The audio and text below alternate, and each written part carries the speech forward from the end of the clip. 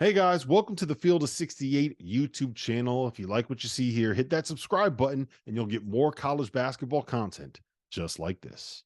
Gentlemen, I have written down a team from each of the big six leagues that I think needs more attention, needs more hype, needs more people talking about how good they've been of late. I want to give each one to you. I want you guys to react to it and tell me if you think I'm crazy, is a good pick, if you got to make a run, or if I'm just completely being a snake oil salesman and saying stuff that doesn't make any sense. All right, you guys good with this? Fun game? You ready?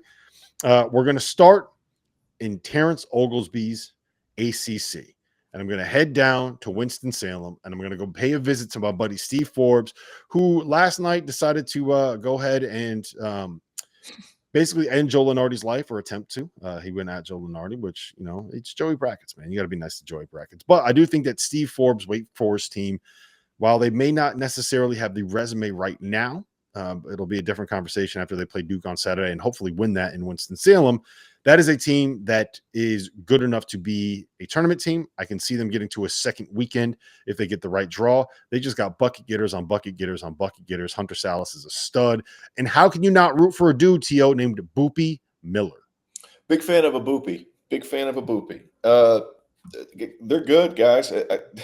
There comes a point, though, I'm going to be honest, and I love Steve, but, just beat who's in front of you at this point. Beat who's in front of you. You lose one to Duke at Duke, and it wasn't all that far away. Virginia, you lose a game, and Virginia shot 1 of 11 from the free throw line. Just beat who's in front of you. They smacked Pitt. They smacked them, and that should drive them back up. They're top 30 in offense and defense, according to Kim Palm. They play Duke at home. Excellent opportunity. Guys, quite frankly, I think they can win. If they can run the table, they have a tough one at home against Clemson, and then Virginia Tech is sneaky tough to beat anywhere. So if you're able to run the table, win 4 out of the last 5, I don't understand why they're not a tournament team. I already consider them a tournament team because I feel they are that good. But just beat who's in front of you at that point because the opportunities are there now. Okay, so they are a tournament team, but not in resume. They're playing like a tournament team. I'm just I test. All right. Well, they're 1-5 against quadrant 1. So that's an eliminator right there. You have to have quadrant 1 wins. Providence has 5. Okay. Seton Hall has 5. You got to be able to beat quad 1 teams. Okay. So you have to have opportunities to get those quad 1 teams, and how you get that quadrant system gamed is we've talked about that. That's kind of that's my issue with this whole quadrant system, but point taken, the people look at it. So I get it. How you get these quad 1 opportunities and win them is you show up on Saturday and you put your balls on the table and you win that game. Yep. You go and you beat Duke. Wake, this is your opportunity. Yep. This is your chance. I think you're a tournament team. I think you're good enough. At the end of the day, your non-conference strength of schedule was 240. Hunter Salas is outstanding. I love this kid. They got a steal from Gonzaga. They got a steal in the portal. And ever since when they brought in Efton Reed, that was when he became ready to go, that was huge for them too. And Miller has serious game and could get going in a hurry. That was Steve Forbes calling me now. Yeah, I was going to say, is that Forbes calling you to talk to you about this? Yeah, and I love Forbes. It's not that, but we got to tell it like it is too. Here's the thing. I do think that they're tournament quality. The analytics like them. I mean, Ken Palm's got them at 21. I don't know if I've ever seen a team be ranked that high in Ken Palm and miss the tournament. So, look, I hope they get there. They're due for it. But you've got to take advantage of this opportunity Saturday. If you don't beat Duke on Saturday, you're going to be the team that's beaten a lot of the okay to good, but never got the great. Never broke through with the great win. The win Saturday's your chance. It's against Duke. Everybody watches Duke. The committee members watch Duke. Here's the deal. Go win that game. Win that game, you're probably dancing. You know who Wake's reminded me of? Don't be this team, Wake. You reminded me a little bit of North Carolina last year. And I got on the train And I said they have not beaten anybody great. They can't beat anybody great. And for weeks we discussed this. And for weeks I got told I was crazy and that they would make it. Wake, win Saturday, or else we're going to have a conversation that I don't want to have. I want you to make the tournament. I'm rooting for you. Terrence Oglesby thinks I got some vendetta against you. But you got to win Saturday over Duke. Yep. Here's the biggest problem with their resume, T.O., just to answer your question. They lost at Georgia. They lost to Utah on a neutral. They lost to LSU on a neutral. They lost at Florida State. They lost at NC State. They lost at North Carolina. They lost at Pitt. They lost at Duke. They lost at UVA.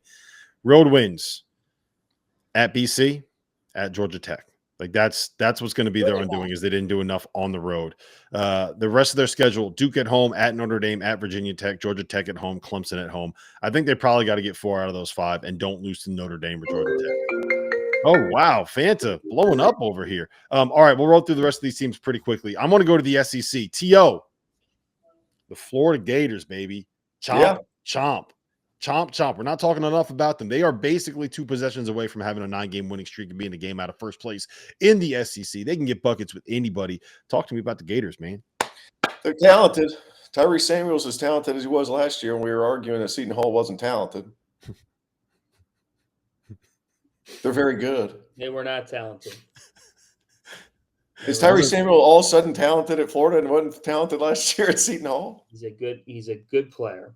He's a good player. Okay, so it's funny. Earlier this show, we were talking about Creighton and how they funnel everybody into Kalkbrenner. Why doesn't Florida do that to Handlockton? I'm just kind of curious why that doesn't happen. But Todd Golden's a lot smarter than me, so I'm sure there's an analytical reason why they're not doing that. So no, they have scores, they have length, they rebound well, and Golden's got them rolling in the right direction.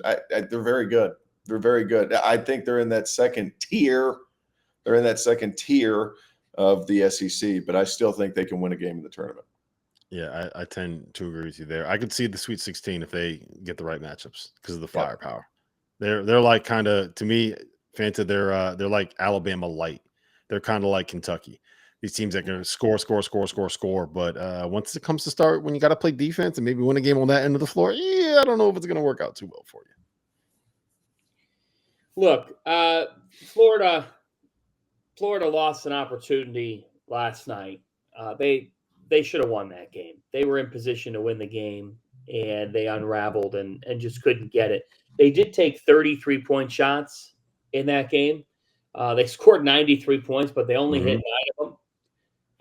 So, like, Walter Clayton, to me, was the addition that this team made that kind of flew under the radar when he went from Iona to Florida. Rick Pitino wanted him, and he didn't. He elected to not go there because I think he was getting a better payday down in Gainesville. That was a great game. I mean, Walter is having a quietly terrific season. He's averaging 17 points per game. He shoots 44% from the floor. He makes them go in a lot of respects, but Will Richard can shoot the lights out. And I'll tell you what, the Zion Pullen, I'm sorry, sir, I didn't know your full game. That kid has impressed me and has come into this program, and another transfer from UC Riverside. That was a nice transfer pickup by Golden. Mm-hmm. Look, Todd has done a nice job at Florida, and I think that they'll be in the tournament. They've racked up some really nice wins. Yeah, they're dangerous. Would it surprise me at all if they were in the second weekend? No. You know why? He's a really good game planner, 1, and 2, they've got talent. Like, they're not relying on one player. That team has several different options. We just brought up 3 guys before I bring up Tyree Samuel. You know what's wild? The guy that's going to end up being on an ATO clinic yesterday. Yeah, he did. The guy that's going to end up being the best NBA player, or at least the best NBA prospect out of this group, Riley Kugel, played 2 minutes last night. He's moved out of the starting lineup about 2 months ago. It's they've gotten really, really good, and their most talented guy is now coming off of the bench. All right, let's move to, I want to go to the Pac-12, and we got to give my man Kyle Smith some love here. Washington State is playing at Arizona tonight. They're going to be in the tournament. It's not even a bubble team conversation at this point. Right now, Kyle Smith is trying to figure out just how good his seed is going to end up being. And if you go in to Tucson and you get this win, T.O., Washington State will have sole possession of first place in the Pac-12. Put some respect on my man Kyle Smith's name. He's never been under 500 at Washington State, which is not an easy job. It might be the worst high major job in America. Like, that's not even me being facetious. Yeah. It might be the worst high major job in America. Yeah. And what a story with Miles Rice and what all he's gone through, right? Like, it was Miles Rice who beat cancer and then came back and is playing amazing. Like non-Hodgkin's lymphoma, I believe. Yeah, non-Hodgkin's lymphoma. What a great story that is. And you know, again, top 35 offense and defense, and you have to avoid all the pitfalls in the Pac-12 because there's talent in the league. It's just the teams aren't great, but on a given night, like they can get you, and they've avoided those things. And Kyle's done a great job out there. Yeah, he's done a terrific job. I watched Washington State play in January, a full game against Oregon. And in the game, Oregon won 89-84 in the game. Oregon hit 14 three-pointers. They shot 14 of 24 from three. And when the game ended, I remember thinking to myself, I'm more impressed by Washington State. They just allowed a team shot the lights out, shot 14 of 24 from three, and Washington State fought them to the end and played really well. And I wondered, would they be able to find consistency? And guess what? Since that game against Oregon, they have lost just one time. They lost to Cal. That's it. I am extremely impressed with Kyle. He will be the Pac-12 Coach of the Year. He might be the National Coach of the Year.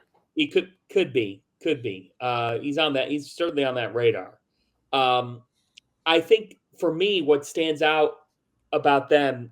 Yes, on Miles Rice, but the fact that they're a team that has found the balance that they've found with a group that's kind of unheralded is really impressive.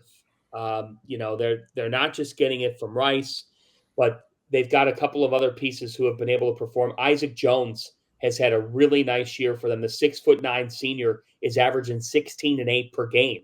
And if you look at him and what he's done, this is a guy who came in. He transferred in from Idaho. Yeah, I was going to say that's the Idaho kid, right? Idaho.